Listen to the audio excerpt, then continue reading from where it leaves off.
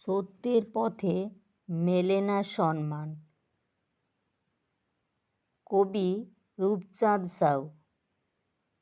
আমি পাঠে অর্চনা সাউ।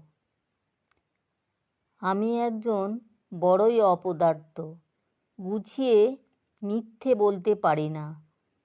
মিথ্যার বিরুদ্ধে লড়তে গিয়ে বাড়ছে আমার জীবন যন্ত্রণা। এই দুনিয়ার সব্বাইকে দেখি যুগের সঙ্গে তাল মিলিয়ে চলে। সত্যের পথেই চলতে গিয়ে আমি পড়ি অগাধ জলে। স্বার্থলোভী সকল মানুষগুলো স্বার্থের কারণে অন্যায়ের হাত ধরে।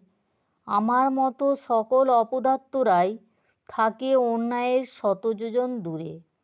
অর্থ দেখেই সবাই বিচার করে, সত্য মিথ্যা কেউ যাচাই করে না। অর্থ ছাড়া এই মনুষ্য সমাজে কোনো সম্মান পাওয়া যায় না।